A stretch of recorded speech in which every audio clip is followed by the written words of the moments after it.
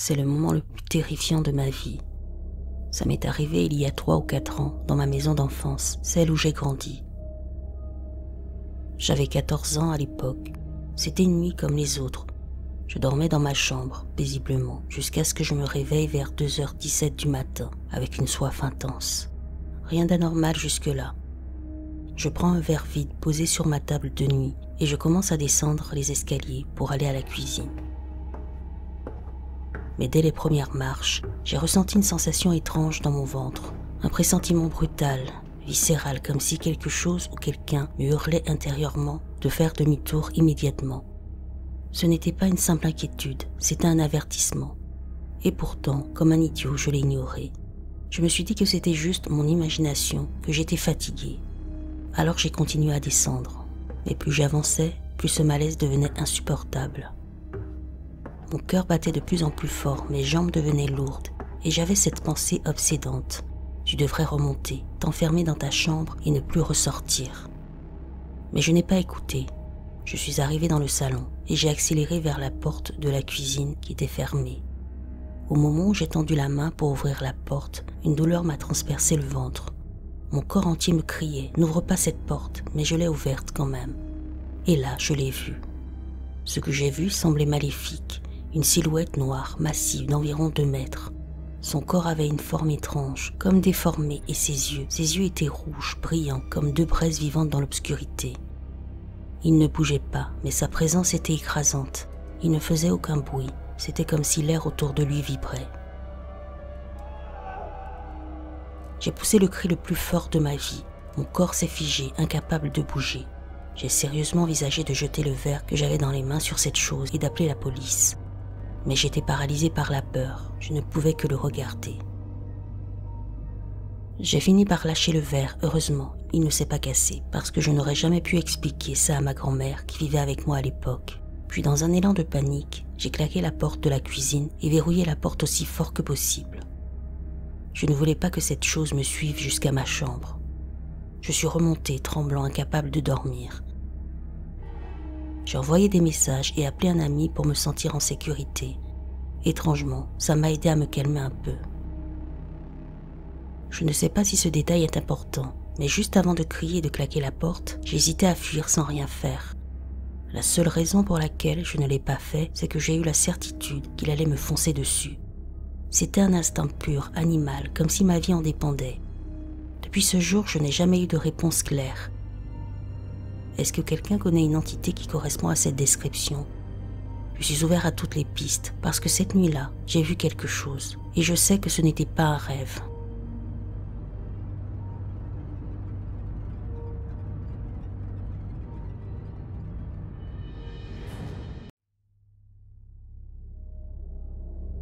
C'est l'une des choses les plus étranges et les plus perturbantes que j'ai jamais vécues. Et après plus de 10 ans, je n'ai toujours pas d'explication.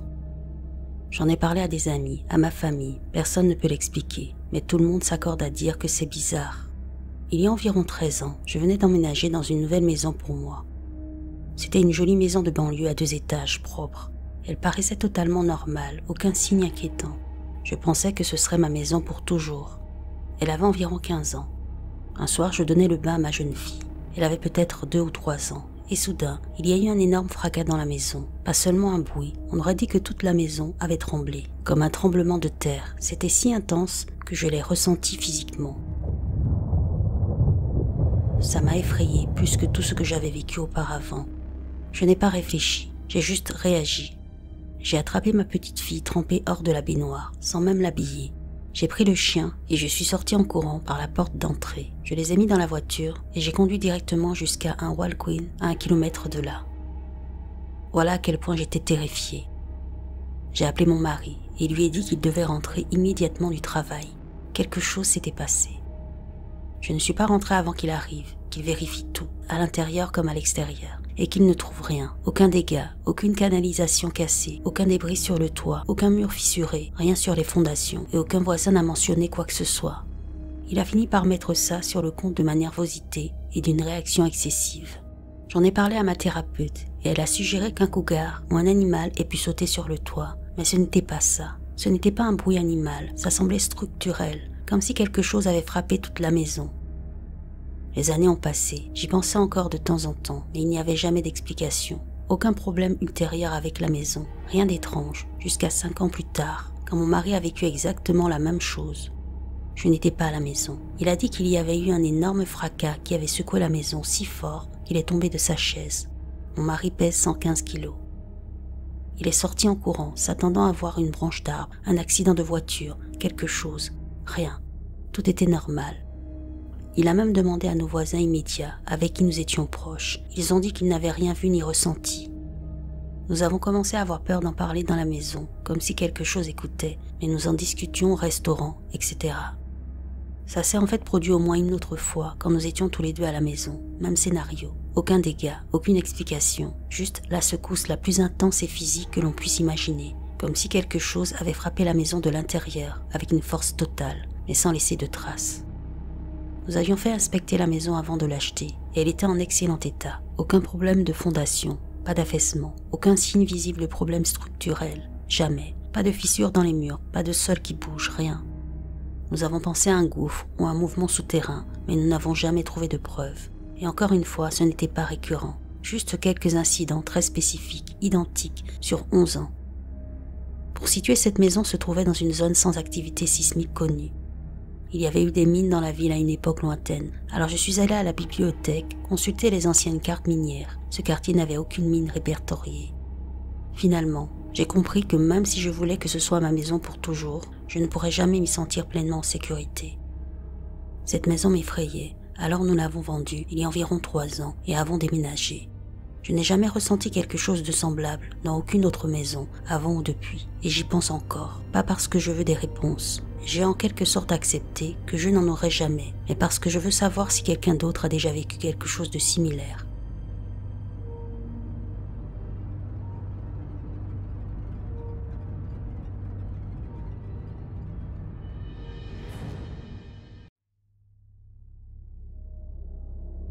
Quand j'étais petit, mon frère et moi devions souvent garder le fils de notre voisin.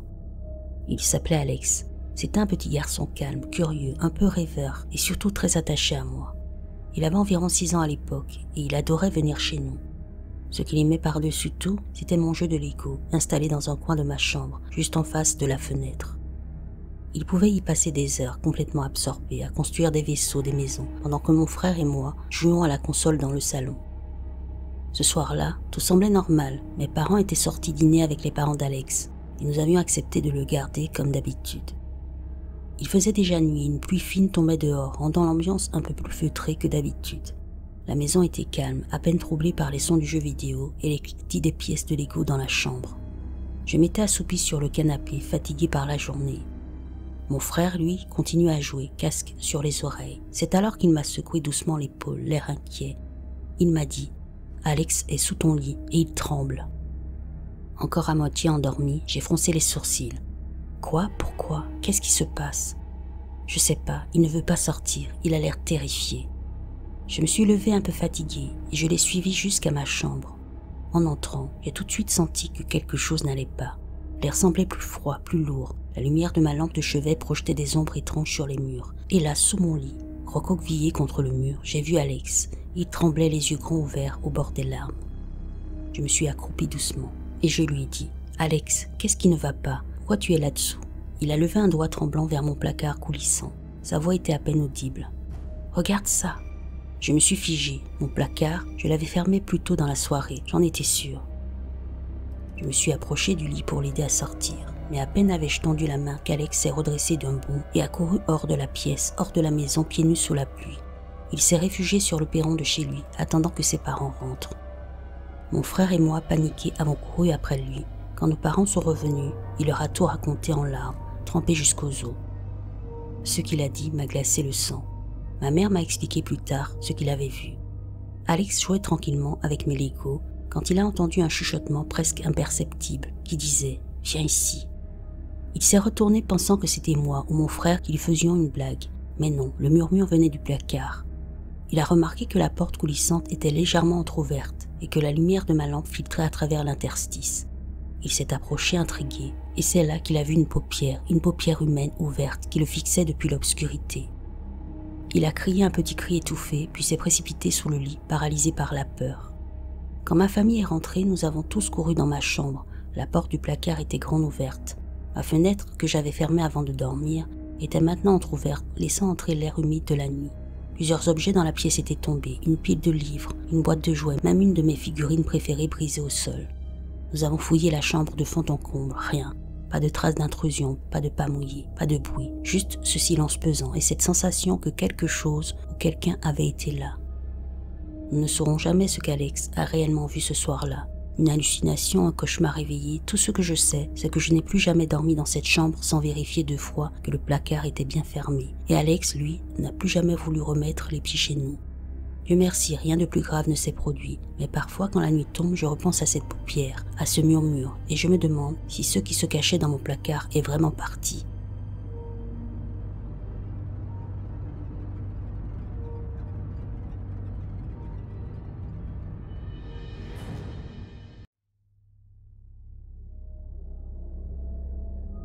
J'avais environ 7 ou 8 ans, donc ça devait être en 2012-2013. Mes frères et sœurs avaient environ 6 et 3 ans. Nous vivions dans un petit appartement. Il n'avait rien de particulièrement étrange, juste un logement basique dans un quartier presque vide. Mes parents ont emménagé rapidement, car ils avaient 3 enfants. Ma mère travaillait tout le temps, et mon père était épuisé à force de s'occuper de nous et de la maison. Moi et le reste de ma famille restions pratiquement toujours à la maison. Un jour, j'étais dans le salon avec mes 2 frères et sœurs et mon père. Il nous montrait les jeux auxquels il jouait, donc nous étions tous bien absorbés jusqu'à ce que j'entende ma mère m'appeler. Elle semblait impatiente, un peu énervée, alors je suis allée la chercher sans poser de questions. Le salon et la cuisine étaient connectés, mais il y avait un petit couloir qui menait à la salle de bain au fond, avec les 2 chambres de chaque côté.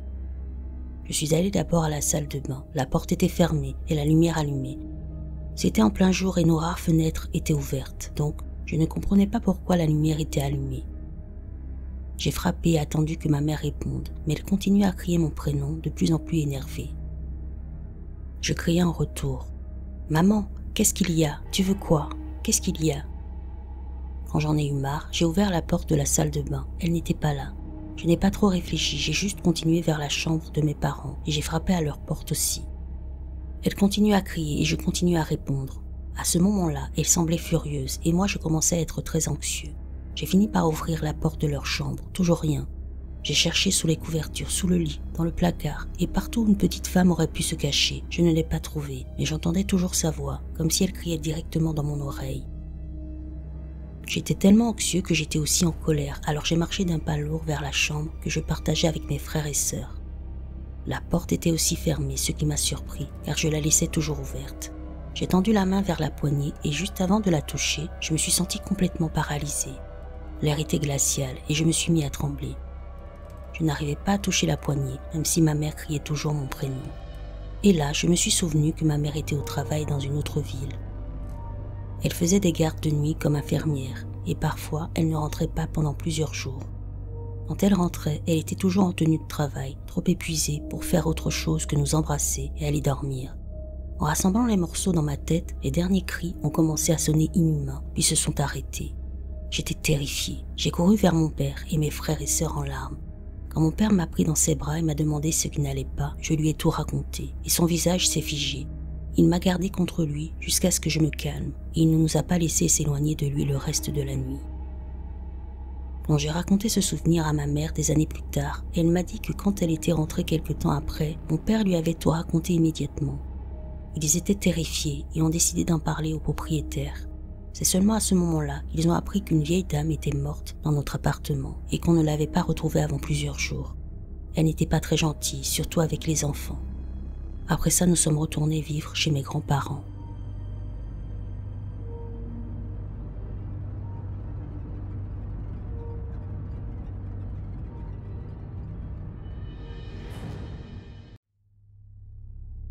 Ce récit est l'histoire de mon ami, mais je le trouve tellement fascinant que chaque fois qu'on se retrouve, ce qui n'arrive pas souvent vu qu'on habite à 14 heures de route l'un de l'autre, je lui demande de me la raconter à nouveau, généralement autour de quelques verres. Pour situer, nous avons tous les 2 la trentaine bien avancée aujourd'hui. Quand il était petit garçon, il jouait juste devant sa porte, dans le jardin clôturé à l'avant de la maison. Sur le côté, il y avait un long passage fermé qui menait vers l'arrière. Pendant qu'il jouait, il a remarqué un homme qui arrivait de l'arrière de la maison et marchait lentement vers lui le long du passage latéral. Il lui a dit bonjour, mais l'homme n'a pas répondu. Il a juste continué à marcher lentement vers lui. Il a dit que l'homme avait l'air étrange, comme s'il portait une sorte de costume rouge, et son regard l'a mis mal à l'aise, alors il est rentré, effrayé. Il a essayé de raconter à sa mère ce qui s'était passé, mais elle n'était pas très attentive. Elle et ses amis buvaient beaucoup ce jour-là et n'ont pas vraiment prêté attention à son histoire. Il a dit qu'il était curieux de savoir si l'homme était encore là, s'il allait réapparaître. Il voulait retourner dehors pour essayer de mieux le voir. Il est donc retourné dehors, sur le côté de la maison et a attendu. Et comme prévu, l'homme a lentement tourné le coin depuis l'arrière de la maison et s'est mis à s'approcher de lui. Cette fois, il se souvient de beaucoup plus de détails. Il a dit que son corps était très musclé, comme quelqu'un qui s'entraîne beaucoup. Il avait l'air de ne pas avoir de peau. On pouvait voir chaque fibre musculaire bouger à chaque pas d'un rouge vif. Il a dit que ses pieds étaient étranges, avec seulement 3 appendices écartés. Mon ami a levé la main en faisant le geste classique du chiffre 3 avec ses doigts pour illustrer. Mais parmi tout ce qu'il a remarqué, il a dit que le plus troublant était son regard. Il avait l'impression que cette créature regardait à travers lui, avec des yeux morts, sans émotion. Il avait le sentiment que cette chose voulait l'atteindre. Je lui ai demandé « Qu'est-ce que tu penses qu'il voulait de toi ?» Il m'a répondu « Je ne sais pas, mais ça n'aurait pas été bon. Il n'avait pas l'air d'être là pour faire le bien. J'ai eu le sentiment qu'il voulait me faire du mal. » Je lui ai demandé « Qu'est-ce que tu penses qu'il se serait passé s'il t'avait atteint ?» Il m'a dit « Je ne pense pas que je serais là aujourd'hui. J'ai l'impression qu'il m'aurait emporté. » Il a dit que l'homme sans peau s'était approché à quelques mètres de lui avant qu'il ne coure se réfugier dans la maison, et après ce jour-là, il ne l'a jamais revu. J'ai toujours adoré entendre son histoire sur cet homme sans peau. Elle me donne des frissons et j'ai hâte de l'entendre à nouveau un jour raconté par mon ami.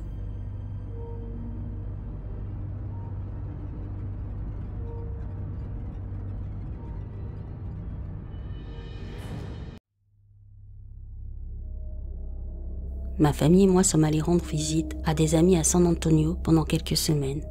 Cette maison leur causait déjà des problèmes, principalement à cause de leur fille, appelons-la Jane. Elle refusait de dormir dans sa chambre car elle avait senti des mal à toucher et l'étrangler pendant la nuit. Un jour, alors que son père tondait la pelouse, elle a entendu un grand fracas dans la cuisine.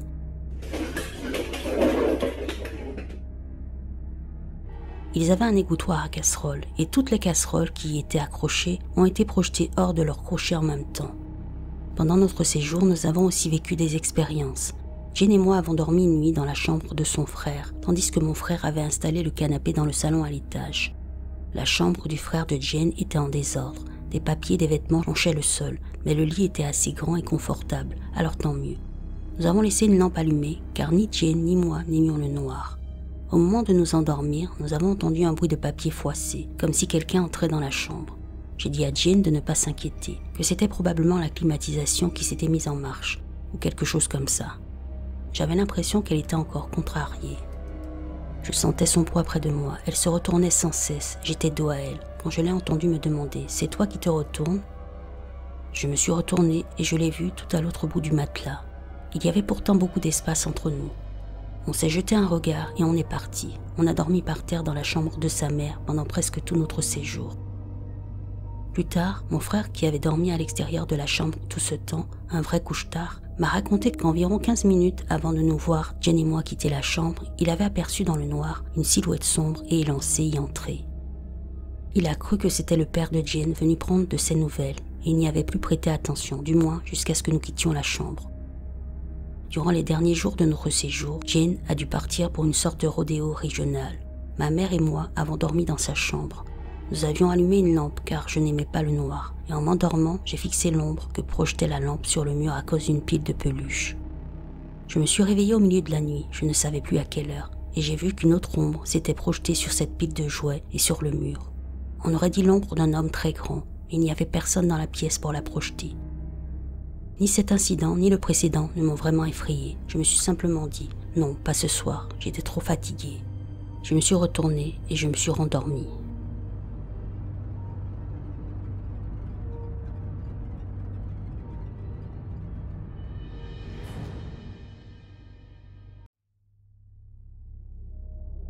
Je ne sais pas si c'est une bonne idée d'en reparler, mais j'ai besoin d'une réponse. Il y a environ 2 ans, ma famille et moi avons déménagé parce que notre appartement avait beaucoup de problèmes. Il n'était pas assez chaud et nos voisins étaient très étranges. Je crois qu'on allait déménager dans une semaine et au début de cette semaine-là, je regardais un film tout à fait banal avec ma mère, puis nous sommes allés nous coucher vers minuit. Il faut savoir que dans cet appartement, je dormais toujours avec la couette sur la tête, ce que je ne faisais jamais dans mes anciens appartements. Et dans ma chambre, j'accrochais toujours ma veste à la poignée de mon armoire en me disant que si je me réveillais en pleine nuit et que je la voyais, je ne devais pas paniquer, ce n'était que ma veste. Vers 2h30 du matin, je me suis réveillée en sueur, comme si quelque chose de dangereux était entré dans ma chambre. J'ai soulevé la couette et au premier regard, j'ai vu ma veste sur la poignée de l'armoire, donc je n'ai pas paniqué. J'ai regardé vers le pied de mon lit et j'ai vu une sorte d'ombre. Elle semblait être de dos, mais elle était très petite, comme un enfant. Elle n'avait pas de tête, ou peut-être qu'elle était penchée en avant, je ne voyais que ses épaules.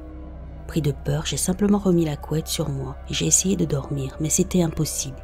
Je savais qu'elle me regardait. Pendant les 10 minutes suivantes, j'ai continué à soulever et rabaisser ma couette pour voir si elle allait partir et me laisser tranquille. Elle ne partait pas. Alors j'ai décidé de sortir mon bras de sous la couette et d'allumer la lampe de ma table de nuit. Après avoir allumé la lumière, j'ai jeté la couette et je me suis levée. Elle avait disparu. J'ai regardé autour de moi et j'ai vu que la porte était ouverte. Il faut savoir que je ne dors jamais avec la porte ouverte. Je n'aime pas ça. J'ai paniqué, j'ai fermé la porte, mais j'avais oublié que mon chat était là. Je l'ai réveillé et il voulait sortir, donc il faisait des allers-retours entre ma chambre et la cuisine. J'étais terrifiée, alors j'ai fini par le faire sortir définitivement de ma chambre. Je n'ai pas dormi du tout. J'ai pris mon téléphone et j'ai commencé à regarder des vidéos au hasard. Dès que j'ai vu les premiers rayons du soleil, j'ai quitté ma chambre et je suis allée dans le salon. 2 minutes plus tard, ma mère est arrivée et m'a demandé ce qui n'allait pas. J'ai éclaté en sanglots et je lui ai tout raconté. Depuis ce jour, j'ai un peu de mal à m'endormir. Je vérifie toujours 2 fois qu'il n'y a personne dans ma chambre, même si on a déménagé depuis. Et je dors avec un oreiller sur la tête. Je ne faisais rien de tout ça avant que ça n'arrive. Ma mère me dit que c'était un esprit qui n'aimait pas qu'on déplace des choses pendant le déménagement. Je ne suis pas si sûre, parce que j'ai ressenti un vrai danger à ce moment-là. Je ne sais pas ce qu'elle voulait de moi, mais elle ne m'a pas suivi dans notre nouvelle maison, et j'en suis reconnaissant. Mais j'ai encore peur qu'elle revienne.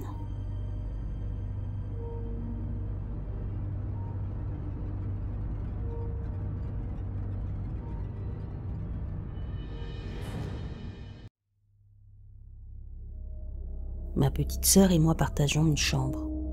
Nous dormons dans des lits séparés, dans la même pièce. À cause de ça, je dors rarement seule, mais il m'arrive parfois d'avoir la chambre pour moi toute seule, comme cette semaine en particulier, où ma sœur était partie en voyage. J'avais enfin la chambre pour moi toute seule pour la première fois depuis longtemps, ce qui me rendait très heureuse. Pendant la majeure partie de la semaine, tout allait bien. Je dormais bien, aucun souci, jusqu'à une nuit où j'ai vécu ma toute première expérience paranormale directe. Ce jour-là, tout était normal. J'ai suivi ma routine du soir habituelle. J'ai fait un FaceTime avec mon copain, puis j'ai éteint la lumière et je me suis couchée. Il faut savoir que je souffre d'insomnie chronique et que j'ai un sommeil très léger, donc le moindre bruit ou rayon de lumière me réveille.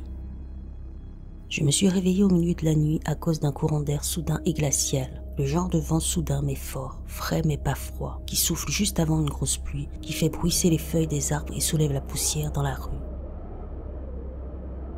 En le sentant, j'ai immédiatement pensé « Ah, il va enfin pleuvoir, j'espère qu'il fera moins chaud maintenant ».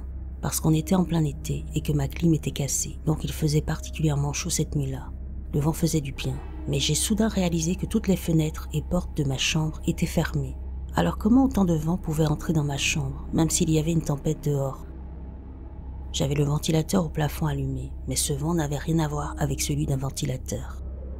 Juste au moment où j'ai réalisé ça, le vent est devenu plus fort, genre incroyablement fort. J'ai eu l'impression qu'il m'enveloppait et me plaquait contre mon lit, me poussant d'en haut avec une telle force que je ne pouvais plus bouger. Je pouvais entendre et sentir mes draps et ma couverture bouger à cause du vent. À ce moment-là, le soulagement que j'avais ressenti au début s'est transformé en panique. J'étais trop effrayée pour essayer de bouger, parce que j'étais convaincue qu'il y avait quelque chose de malveillant dans ma chambre et que cette chose, je sais pas, essayait soit de m'étouffer, soit d'entrer dans mon corps. Je ne pouvais pas bouger, mais j'ai réussi à entrouvrir légèrement les yeux, juste assez pour voir que tout le reste dans la chambre était complètement immobile. Aucun papier ne bougeait, les draps et la couverture sur le lit de ma sœur ne bougeaient pas non plus, alors qu'ils auraient dû, vu la force du vent. C'est là que j'ai su qu'il se passait quelque chose de vraiment étrange. J'ai essayé de crier, mais aucun son ne sortait, je ne pouvais pas bouger ma bouche, elle semblait comme cousue. À ce moment-là, j'étais sûre que ce n'était pas juste une paralysie du sommeil, car j'étais pleinement éveillé et conscient. Le vent continuait et devenait de plus en plus fort chaque seconde. Dans ma religion, nous croyons à certaines choses paranormales, comme les djinns, alors j'ai commencé à réciter mentalement tous les versets du Coran que je pouvais me rappeler à ce moment-là. J'ai essayé de les réciter à voix haute, et comme je l'ai dit, je ne pouvais pas parler. Malgré ça, j'ai forcé ma gorge autant que possible pour produire un son et réciter les versets aussi fort que je pouvais dans ma tête, et petit à petit, la pression sur moi a commencé à diminuer jusqu'à ce que le vent disparaisse complètement. J'ai alors pu bouger et parler à nouveau, mais j'étais trop terrifiée pour le faire, car j'avais l'impression que quoi que ce soit, c'était encore dans ma chambre, en train de m'observer, et qu'il me ferait du mal si je bougeais. Alors je suis restée allongée, complètement immobile, trempée de sueur, à murmurer des versets pendant ce qui m'a semblé être des heures. Au bout d'un moment, j'ai trouvé le courage de sortir du lit. J'ai allumé la lumière, vérifié toutes les portes et fenêtres de ma chambre. Elles étaient toutes bien fermées. J'ai regardé dehors. Aucun signe de pluie ou de tempête. J'ai même demandé autour de moi le lendemain et j'ai conclu qu'il n'y avait aucune surtension électrique cette nuit-là qui aurait pu faire agir le ventilateur bizarrement. Je suis restée éveillée le reste de la nuit. Je crois aux djinns, mais quand j'entendais les histoires des autres, j'étais souvent sceptique et je cherchais une explication rationnelle. Je suis aussi une grande fan de films et séries d'horreur, mais cette expérience m'a tellement secouée que je n'ai pas pu regarder quoi que ce soit d'effrayant pendant un moment. J'avais même peur d'être seule chez moi. Je sais que ça peut ne pas sembler grand-chose, je veux dire c'était juste du vent, non, mais ce que j'ai ressenti cette nuit-là, être clouée au lit, incapable de bouger, de respirer, de crier ou de faire le moindre bruit, comme si ma gorge se refermait, comme si quelque chose essayait de s'introduire dans mon corps, une peur que je n'avais jamais ressentie auparavant. Je sais que c'était réel. Encore aujourd'hui, quand je suis dehors et que je ressens une forte rafale de vent, j'ai des flashbacks de cette nuit-là. Mais malgré tout, beaucoup de gens à qui je raconte cette histoire le balaient d'un revers de main, disant que ce n'était qu'une paralysie du sommeil, que j'étais juste trop fatiguée à cause de mon insomnie.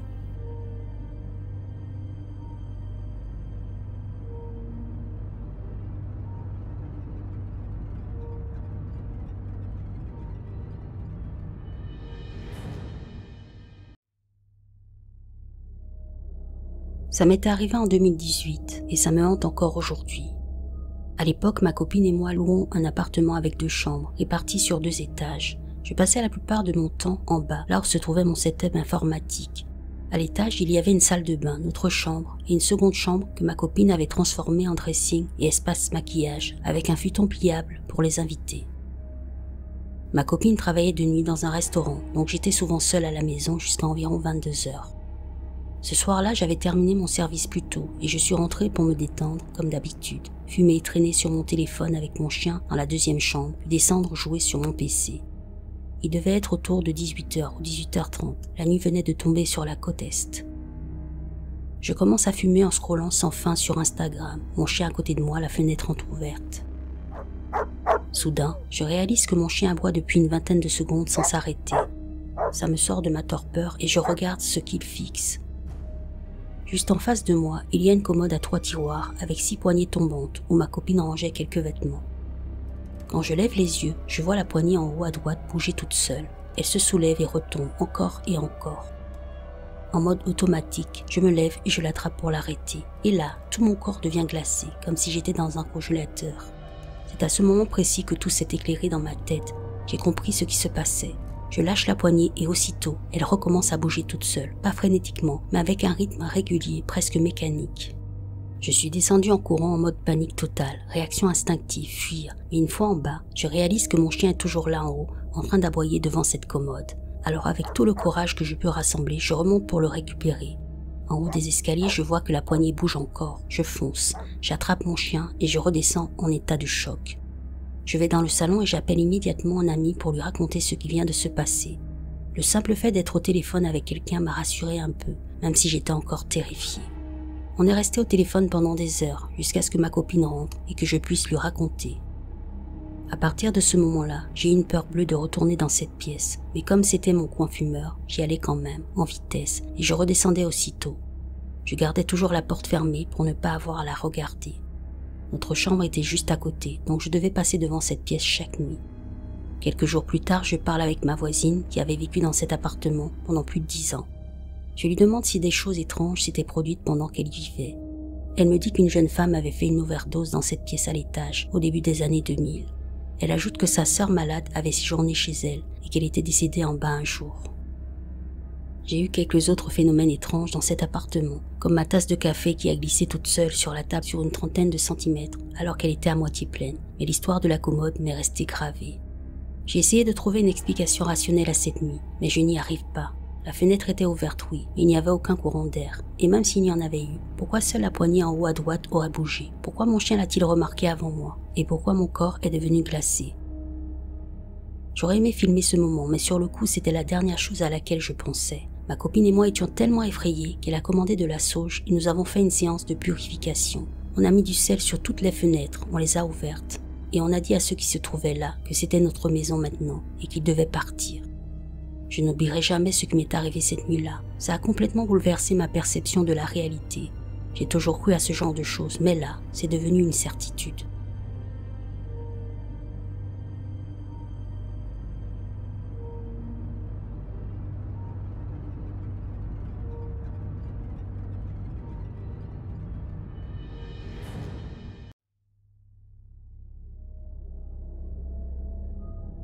Ça s'est passé il y a un certain temps, alors que je vivais dans un vieil immeuble du centre de Mexico.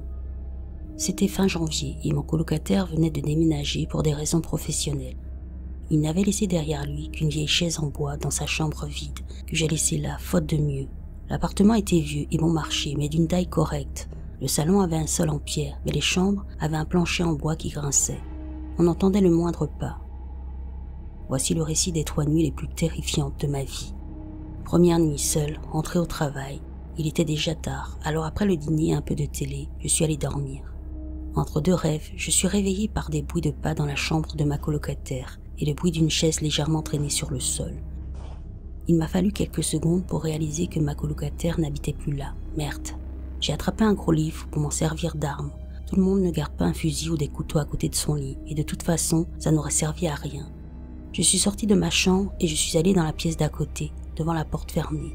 J'entendais encore les pas. J'ai ouvert la porte, prêt à défoncer quiconque se trouvait à l'intérieur. Rien, personne. Le bruit de pas avait cessé, juste la fenêtre ouverte et le vent glacial d'hiver qui faisait danser les rideaux. Mais qu'est-ce que c'est que ça? J'avais bien fermé cette fenêtre avant de partir au travail. Perturbé, j'ai refermé la fenêtre, jeté un dernier coup d'œil autour de la pièce. Un chat, un rat, un oiseau s'est introduit. Je n'ai rien trouvé et je suis retourné me coucher. Puis il y a eu la deuxième nuit. À ma grande surprise, en rentrant du travail, la fenêtre de la chambre vide était ouverte. Qu'importe, cette fois-ci, je me suis assuré de la fermer avant d'aller me coucher.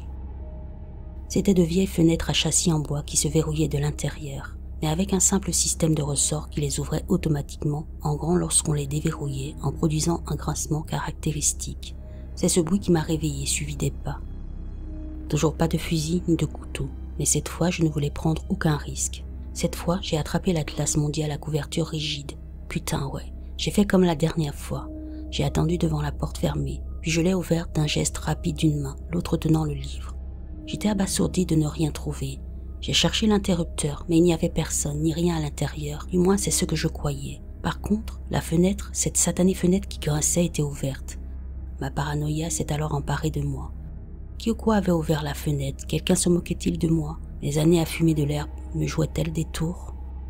J'ai fermé la fenêtre et je suis retourné dans ma chambre. Je n'ai pas bien dormi cette nuit-là, pas une seule fois. J'avais l'impression qu'il y avait quelqu'un dans ma chambre. La 3e et dernière nuit, j'étais en état de paranoïa. Cette nuit-là, tout est devenu clair, et cette nuit-là, j'ai failli me faire dessus. Je suis rentré du travail en retard, encore une fois. Il devait être environ 23 heures. Oui, les horaires mexicains, ça vous joue des tours. C'était vendredi, et je n'avais pas l'intention de me saouler. J'avais pourtant un autre plan en tête. J'ai traîné la télé dans la chambre vide, et je l'ai branchée là. Puis j'ai préparé à dîner, et j'ai pris un couteau de cuisine. J'étais déterminé à surprendre celui qui ouvrait la fenêtre et m'empêchait de dormir. J'ai mangé devant la télé dans la chambre vide, assis sur la chaise en bois, la fenêtre fermée, le couteau à portée de main par terre. Je resterai éveillé toute la nuit à attendre celui qui oserait toucher à la fenêtre. Le couteau, bien sûr, c'était un bluff. Si l'autre était armé, je pleurerais. Je ne sais pas exactement quand je me suis endormi sur la chaise, mais je me suis réveillé en sursaut. C'est d'abord le grincement de la fenêtre qui m'a tiré de mes pensées. Puis, une bourrasque glaciale s'est engouffrée par la fenêtre ouverte et la porte a claqué. Réveillé à l'adrénaline, j'ai saisi le couteau de cuisine et j'ai fixé la fenêtre ouverte, mais je n'ai rien vu dans l'obscurité. Toujours assis sur ma chaise, j'ai cherché l'interrupteur sans quitter la fenêtre des yeux. Toujours rien. Je me suis donc levé et suis allé regarder dehors. Il y avait peut-être une explication. Il n'y avait rien non plus. C'est alors que je les ai entendus, des pas, juste derrière moi dans la pièce fermée et vide. J'étais terrifié et j'entendais mon cœur battre la chamade comme s'il voulait quitter ma poitrine. Ma prise sur le couteau s'est resserrée et je me suis lentement retourné pour faire face à cette présence invisible. Mon Dieu. Alors en fait, c'était cette fichue chaise en bois, le vent la faisant tanguer entre ses deux pieds branlants contre le parquet produisant un bruit de pas. Et la fenêtre. J'ai examiné de plus près le mécanisme de verrouillage. Le bois autour semblait fragile et friable, tout simplement vieux. Je l'ai fermée, je l'ai secouée un peu et elle a cédé, le système de ressort faisant le reste. Voilà, c'était ça. Quand le vent était assez fort pour faire trembler la fenêtre, elle s'ouvrait et la chaise se mettait à tanguer. Je me suis senti vraiment bête, mais au moins je n'ai pas tout gâché. J'ai décidé d'arrêter de fumer de l'herbe après ça. En bref, ne vous inquiétez pas, il n'y a rien. Il n'y a rien d'effrayant dans la pièce vide du vieil appartement du centre-ville.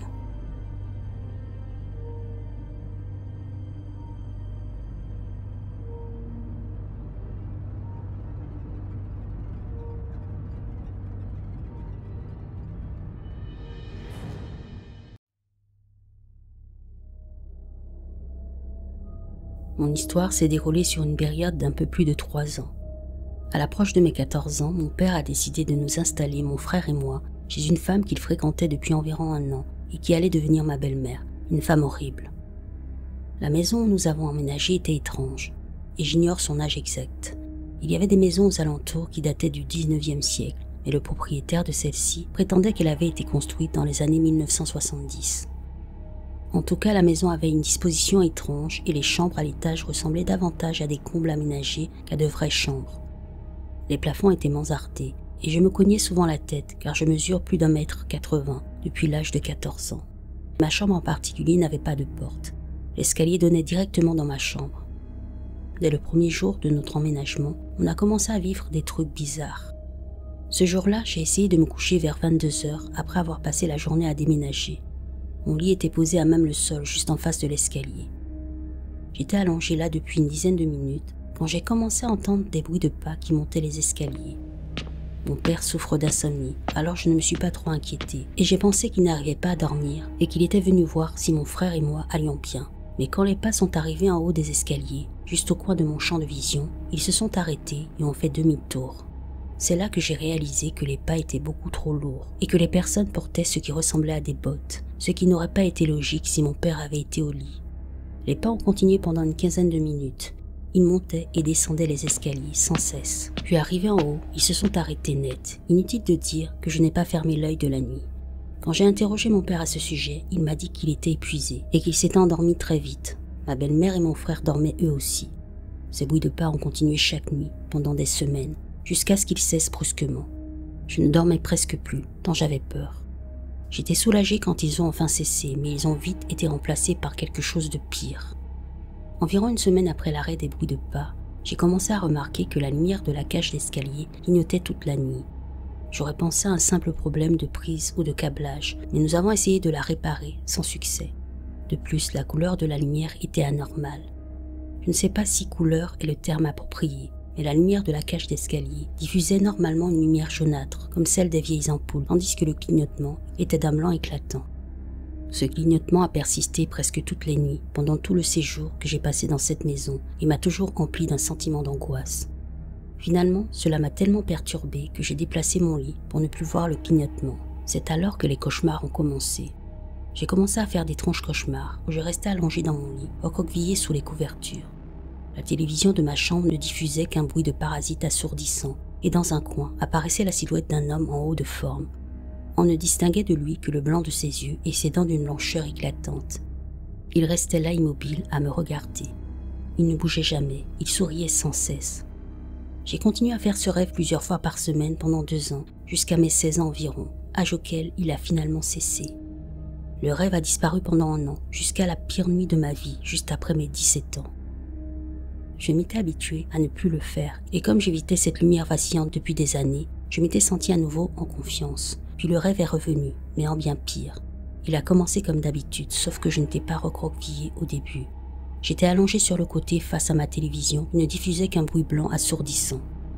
Je me suis retourné sur le dos et j'ai vu l'homme de l'ombre à quelques centimètres de mon visage, toujours souriant. Évidemment, j'étais terrifié et je me suis réveillé en hurlant, mais ce n'était pas fini. En me réveillant, j'ai aperçu une grande ombre qui semblait quitter ma chambre et descendre l'escalier. Il faut savoir que cet escalier fait un virage à 180 degrés à mi-hauteur et qu'il y a une fenêtre sur le palier. En hurlant, j'ai évidemment réveillé toute la maison. Mon petit frère est sorti de sa chambre en courant, demandant ce qu'il se passait, et j'ai entendu mon père dévaler le couloir en bas des escaliers. Quand il est arrivé dans la chambre, je lui ai expliqué ce qui s'était passé. C'est là qu'il m'a dit que la fenêtre de l'escalier, qui était toujours fermée à clé, était grande ouverte en pleine nuit. J'ai encore plein d'histoires bizarres qui se sont passées dans cette maison, mais celle-ci est la plus horrible.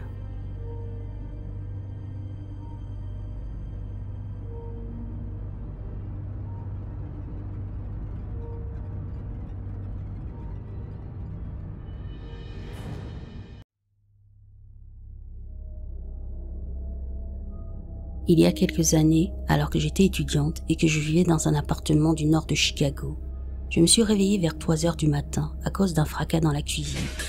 J'ai hésité un instant à sortir de ma chambre, qui était juste à côté de la cuisine. N'entendant rien d'autre qu'un craquement, j'ai ouvert ma porte doucement. Il n'y avait personne. Mes colocataires étaient dans leur chambre, probablement endormis. La porte de la chambre au bout du couloir s'est ouverte et ma colocataire est sortie. Elle est venue dans la cuisine et m'a demandé si j'avais entendu le bruit aussi. À ce moment-là, nous avons toutes les deux réalisé que la porte du dessus s'était brisée. Elle était par terre, encore en train de se briser. Les éclats de verre crissaient et se brisaient. On aurait dit que quelqu'un marchait dessus. Inutile de dire que nous étions toutes les deux perplexes. Nous avons vérifié le four et les fenêtres, au cas où un coup de feu serait entré, mais rien. Pourtant, ça continue à craquer.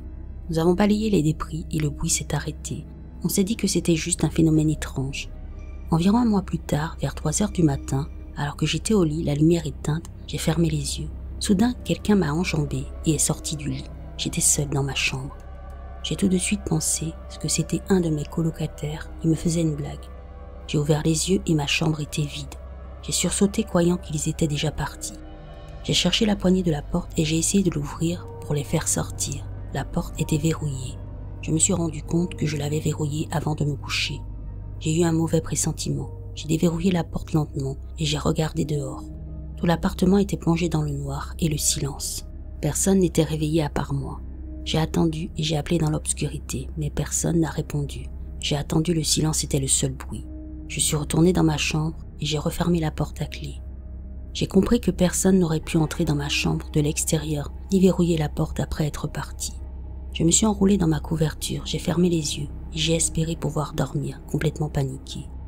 Peu après, d'autres choses étranges se sont produites. Mon colocataire s'est réveillé avec des taches de sang sur la poitrine, 2 lignes d'environ 6 ou 7 points chacune. Il me les a montrées le matin même. Quelques semaines plus tard, il s'est réveillé avec du sang sur les mains, sans saignement de nez ni autre blessure apparente. Puis il s'est passé un truc vraiment bizarre.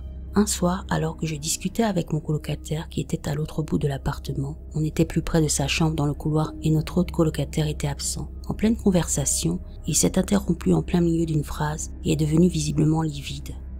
Je l'ai remarqué, je lui ai demandé ce qui n'allait pas. Il a regardé par-dessus mon épaule, en direction de la cuisine. J'ai insisté, il n'a rien dit, visiblement secoué et paniqué. J'ai continué à le questionner, et il a fini par me raconter à contre-cœur. Il a dit qu'il avait vu une petite fille dans notre cuisine. Elle était venue de ma chambre jusqu'à la cuisine. Il avait même aperçu son reflet dans une affiche au mur. On a tous les deux regardé vers la cuisine en attendant, rien n'a bougé. Il n'y avait personne. Il a dit « tant pis » et est allé se coucher. À contre-cœur, je suis allé dans sa chambre et je me suis endormi. Il ne s'est rien passé d'autre cette nuit-là. À partir de ce moment-là, nous avons accepté que l'appartement était hanté. De temps en temps, des choses étranges se produisaient. Chaque fois qu'une femme venait nous rendre visite et qu'elle utilisait la salle de bain, la porte se bloquait et elle ne pouvait plus sortir. Elle disait que la poignée tirait dans le sens inverse quand elle la tournait. De temps à autre, je sentais une main glacée sur mon bras ou mon épaule. Au moment de notre déménagement, je crois que cet esprit nous en voulait. En rentrant de l'école ou du travail, la poignée de la porte d'entrée tournait dans le sens inverse des aiguilles d'une montre quand j'essayais d'entrer. Au début, je pensais que c'était mes colocataires qui me faisaient une blague, mais ça arrivait même en leur absence. Quand la poignée tournait, elle était plus forte que moi, et une fois, j'ai même dû lutter avec elle pendant quelques instants avant qu'elle ne cède et me laisse entrer.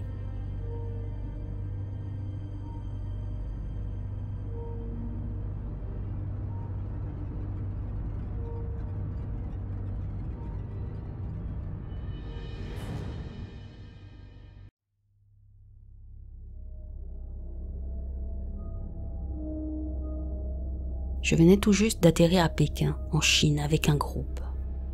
Mon vol de correspondance vers ma destination finale avait été fortement retardé, alors la compagnie aérienne nous a logés dans un hôtel pour la nuit. Vers 3 heures du matin, toutes les lumières se sont éteintes. Apparemment, c'est assez courant en Chine, ils coupent parfois l'électricité à tout un pâté de maisons pour éviter les pannes générales. Les lumières de secours se sont allumées dans le couloir.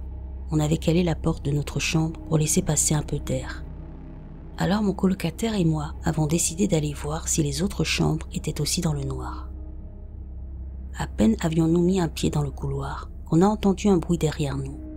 Je me retourne avec ma lampe torche et là, on voit tous les deux mon sac à dos en train de flotter dans les airs.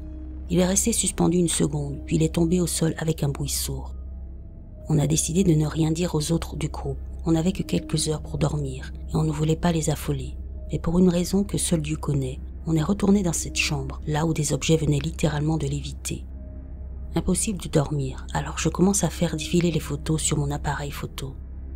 Au bout d'un moment, la fatigue me gagne, j'éteins l'appareil et je m'allonge. À peine quelques secondes plus tard, un flash m'éclate en plein visage, mais pas depuis la commode où j'avais posé l'appareil. Non, le flash venait de 15 cm au-dessus de mon visage, puis l'appareil est retombé sur la commode. Je pense d'abord que mon coloc me fait une blague, qu'il essaie de me prendre en photo pendant que je dors, mais non, il est allongé de l'autre côté de la pièce, immobile. Je sais que c'est difficile à croire, mais c'est là que les choses deviennent vraiment étranges. Je regarde frénétiquement autour de moi, essayant de voir ce qui a bien pu me prendre en photo et se cacher avant que mes yeux ne se réhabituent à la lumière. Les bâtiments à l'extérieur avaient encore du courant, donc la lumière de la ville entrait par la fenêtre. Et c'est là que je remarque de la fumée qui s'élève du sol. Je cligne des yeux, pensant que c'est une illusion, mais non, elle est bien là. Je ne sens rien, donc je ne pense pas à un incendie. Je commence à appeler mon colocataire, toujours assis sur mon lit. C'est à ce moment-là que je vois une braise rougeoyante dans la fumée, faible, clignotante, rouge et orange comme une braise de feu de camp. Puis soudain, elle explose en une boule de feu. Oui, une putain de boule de feu dans notre chambre d'hôtel. Elle n'a duré que 2 secondes maximum avant de se replier sur elle-même et de disparaître avec la fumée. Mais ces 2 secondes, je ne les oublierai jamais, parce que dans cette boule de feu, j'ai vu un visage humanoïde qui semblait avoir des dents acérées et des griffes tendues vers moi. Ce n'est que des années plus tard, en racontant cette histoire à quelqu'un, qu'on m'a fait remarquer un détail auquel je n'avais jamais pensé. Ce visage ressemblait étrangement à un dragon cérémoniel chinois. Je ne crois pas à ce genre de choses, mais peut-être y a-t-il une part de vérité là-dedans après tout.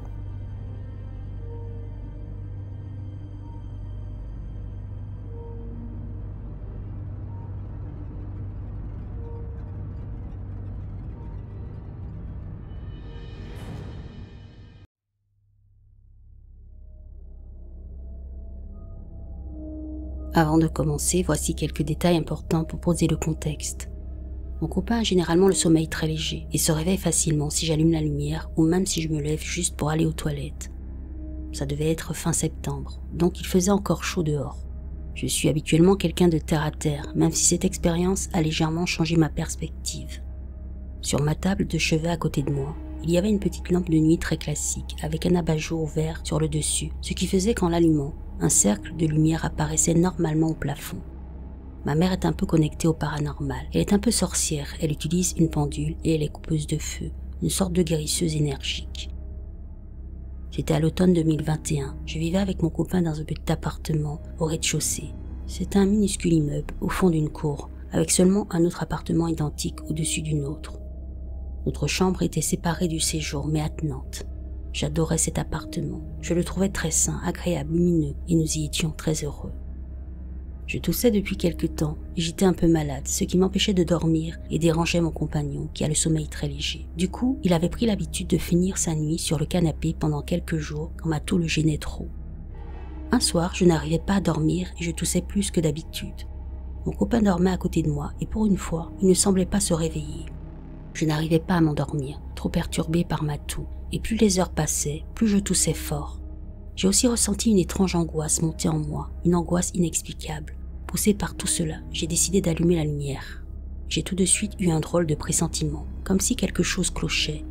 Au début, j'ai pensé que c'était parce que ça ne semblait pas déranger mon compagnon, alors que d'habitude, la lumière et le bruit que je faisais l'auraient réveillé à coup sûr. Puis j'ai remarqué qu'il faisait plus sombre que d'habitude quand la lumière était allumée. J'ai levé les yeux et réalisé que le plafond était dans l'ombre. Aussitôt, une terreur m'a envahi et je me suis figé, les yeux rivés au plafond. J'ai secoué légèrement mon compagnon sans insister. Il a continué à dormir.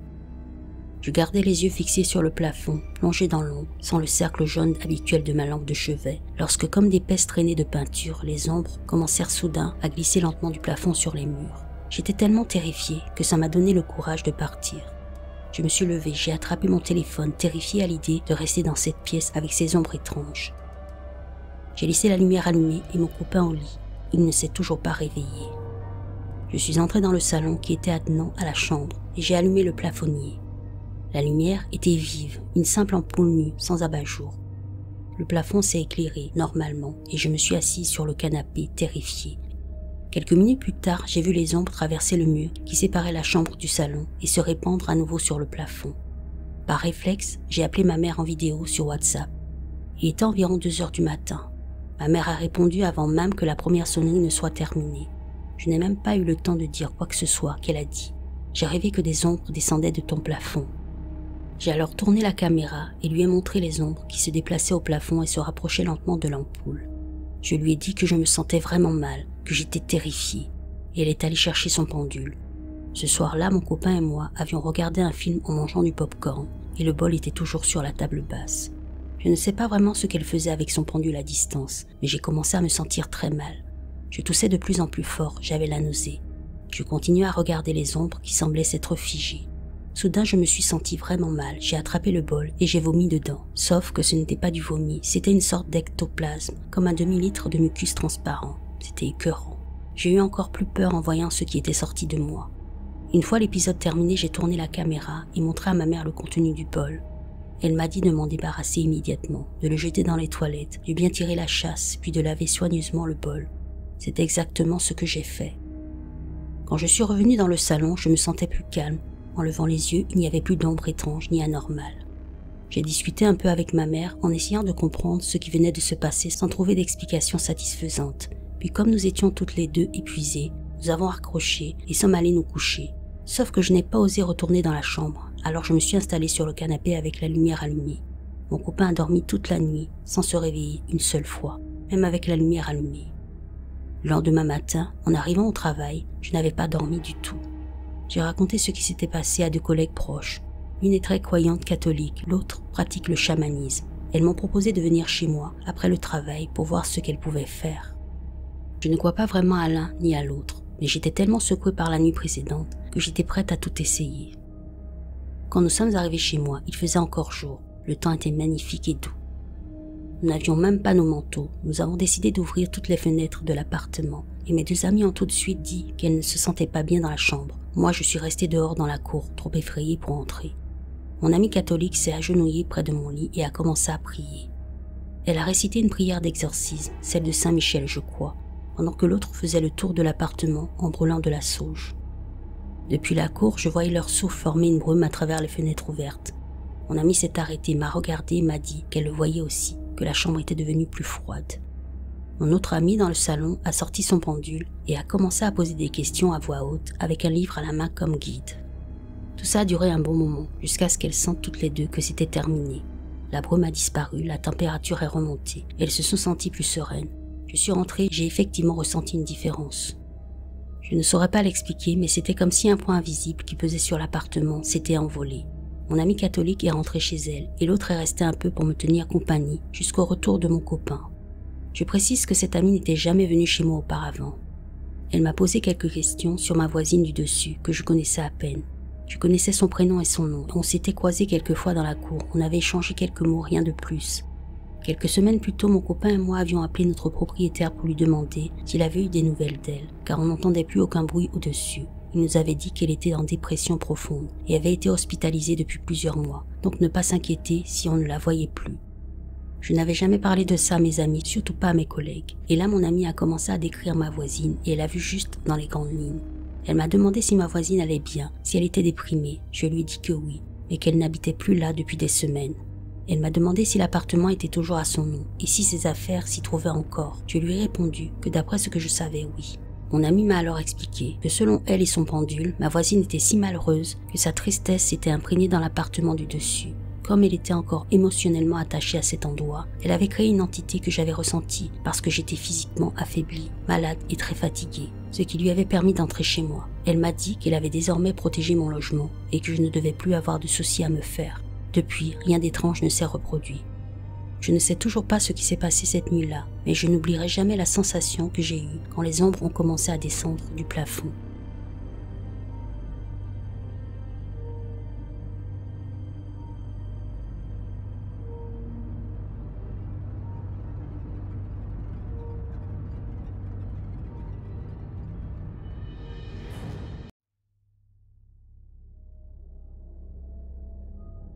Ma famille et moi avons emménagé dans une maison située dans la partie basse d'Eastham-Lake, il y a environ 25 ans. J'avais alors 16 ou 17 ans. La maison était plus grande que celle où nous vivions auparavant, et je ne peux pas dire qu'elle dégageait une ambiance particulière, du moins jusqu'à environ 6 mois après notre arrivée. Un soir, ma mère et moi étions assis dans le salon, regardant la télé et discutant, ce qui était rare à l'époque car j'étais souvent dehors. Pendant la soirée, j'ai remarqué que ma mère jetait des coups d'œil vers la porte du salon qui avait des panneaux en verre dépoli. Elle m'a regardé et m'a dit « Tu as déjà eu l'impression que quelqu'un te regarde ?» J'ai répondu que oui et que j'avais cru voir quelque chose passer devant la porte à plusieurs reprises. Au fil des semaines, je me suis sentie de plus en plus mal à l'aise dans le couloir. Je montais les escaliers presque en courant et ma mère aussi. Un jour, mon père a fait une remarque en passant. « Cette maison est un peu bizarre parfois. Je pourrais jurer que quelqu'un marchait dans la chambre cette nuit. » Ma mère et moi avons ri et on n'en a pas reparlé. Pendant un temps, la maison semblait s'être calmée, puis sont venus les bruits de pas qu'on entendait au beau milieu de la nuit. Quelque chose dans le couloir me mettait mal à l'aise, aussi bien en haut qu'en bas, mais surtout en bas. Un week-end où ma mère était partie, les bruits de pas sont devenus une sorte de marche accompagnée de coups inexplicables. Mon père et moi n'en avons jamais parlé entre nous, mais à son retour, il a raconté à ma mère qu'il s'était réveillé en pleine nuit, incapable de bouger et qu'il avait senti quelqu'un ou quelque chose s'asseoir sur sa poitrine. Il avait l'impression qu'il allait s'évanouir. Dans un dernier effort, il a crié « Dégage !» et il a senti cette chose se retirer. Mon père a vécu cette expérience 2 autres fois pendant qu'on vivait là, toujours quand ma mère était absente. Juste avant notre déménagement, l'atmosphère dans la maison était devenue pesante, pas entre nous en tant que famille, mais dans la maison elle-même, au point que nous passions à peine du temps à l'intérieur. Le dernier grand événement s'est produit un matin. Mon père était déjà parti travailler. Ma mère ne travaillait pas ce lundi-là et je n'avais cours qu'en début d'après-midi.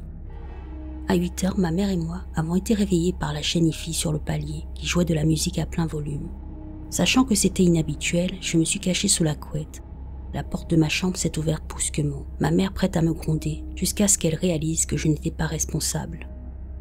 On a commencé à se préparer pour la journée. J'étais dans la salle de bain principale, ma mère dans la salle de bain attenante. Et là, les 2 chaînes hi-fi, celle du couloir et celle de ma chambre, se sont remises en marche, à plein volume, jouant la même chanson. Ma mère et moi avons arrêté ce qu'on faisait et nous avons quitté la maison. Nous ne sommes revenus que plus tard dans la soirée. Aucun de nous n'a reconnu la chanson. Il y avait 2 CD différents dans les appareils, donc il était impossible qu'ils jouent le même morceau. Et pourtant, c'était le cas. À ce jour, ni ma mère ni moi ne pouvons dire à quoi ressemblait cette chanson et nous n'avons jamais retrouvé la mélodie. Peu après, j'ai quitté la maison et mes parents aussi. En y repensant, on rit de cette maison qui nous a fait peur, mais on sait tous ce qu'on a vécu.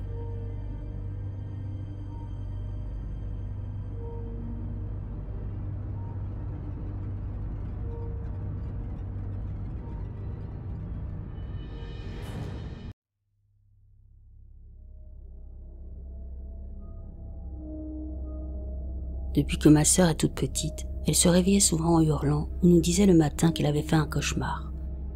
En grandissant, elle a arrêté d'en parler, mais de temps en temps, elle mentionnait en passant qu'elle avait encore fait un cauchemar. Il y a environ 1 an, mes nièces ont dormi chez ma mère, donc dans ma chambre. Cette nuit-là, je me suis réveillée au milieu de la nuit. J'ai tourné la tête à droite et j'ai vu un homme.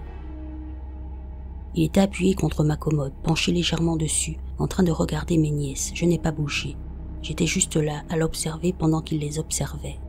Je me souviens parfaitement de lui. Il était debout devant ma fenêtre, penché sur la commode. Il avait une barbe courte, des lunettes plutôt minces, habillé avec des vêtements un peu anciens classiques. Et voilà, je suis restée là, à le regarder, jusqu'à ce que je me rendorme. Le matin, j'étais complètement perdue. Je ne savais pas si j'avais vraiment été réveillée, ou si c'était juste un rêve ultra réaliste. Plus tard dans la journée, j'en ai parlé en passant dans la chambre de ma sœur. Et là, elle a commencé à paniquer quand je lui ai décrit l'homme. Elle m'a dit que c'était exactement le même que celui qu'elle voyait dans ses cauchemars depuis toujours. Elle m'a expliqué que toute sa vie, elle avait fait des cauchemars ou des rêves très réalistes, ou peut-être même des expériences réelles, où elle se réveillait en pleine nuit et voyait un homme la regarder calmement. Elle hurlait et quand on allumait la lumière, il n'était plus là. Avec le temps, elle a fini par juste le regarder jusqu'à s'endormir. D'habitude, il apparaissait comme une silhouette noire, presque comme une ombre, mais en 3D. Elle disait qu'elle le voyait de temps en temps, c'était flippant. Mais cette conversation, il n'y avait que ma sœur et moi qui l'avions eue. Elle n'avait jamais décrit l'homme à personne. Mes parents savaient qu'elle faisait des cauchemars et qu'elle voyait quelqu'un dans la chambre, mais sans plus de détails. Donc seuls elle et moi connaissions cette description. Et peu après, j'ai commencé à faire moi aussi des rêves très réalistes de cette silhouette noire penchée au-dessus de mon lit. Une semaine plus tard, j'avais un ami à la maison. Vers 3 heures du matin, ma mère et ma sœur nous ont réveillés, mon ami et moi, parce qu'il se passait quelque chose en bas. C'était dingue, on aurait dit que quelqu'un ou quelque chose était en train de détruire la cuisine. Les assiettes se brisaient, les placards claquaient, c'était le chaos total. On était tous à l'étage, et mon père travaillait de nuit, même notre chien était en panique. On a fini par penser que c'était peut-être un animal, alors on a appelé le copain de ma sœur pour lui expliquer. Il est arrivé un peu plus tard, il nous a dit qu'il entendait tout le vacarme depuis l'allée. Il était venu avec un ami qui a confirmé avoir entendu la même chose. Il avait une clé, donc ils sont entrés, sont montés directement, nous ont fait sortir, puis sont descendus à la cuisine avec des battes. Et là, tout s'est arrêté, plus un bruit. On est resté dehors à attendre. 2 minutes plus tard, ils sont sortis et ont dit « Il n'y a rien, tout va bien ». On est retourné dans la cuisine, rien n'était cassé, rien n'avait bougé, aucun animal, rien du tout. Mais notre chien était recroquevillé dans un coin en train de gémir. On sait tout ce qu'on a entendu, mais il n'y avait aucune trace. On n'a jamais pu expliquer ça. 1 ou 2 semaines plus tard, mon père s'est levé vers 3 heures du matin pour prier. Mon père est pasteur, moi je ne suis pas très religieux. Il se lève parfois à 6 heures les jours de repos pour prier dans le salon. Et comme il est espagnol, il prie fort et avec émotion. Donc parfois il nous réveille. Il dormait sur le canapé parce que le matelas de la chambre lui faisait mal au dos. Mais là, il était debout beaucoup trop tôt et on entendait quelques mots. Il priait pour la maison pour chasser le mal. Le matin, on lui a demandé ce qui s'était passé. Il nous a dit « Je me suis réveillé cette nuit et il y avait un homme assis sur le fauteuil. » Et il a commencé à décrire exactement le même homme que celui que ma sœur et moi avions vu. C'était flippant. Depuis, plus rien ne s'est passé et cette série d'événements reste gravée dans nos mémoires.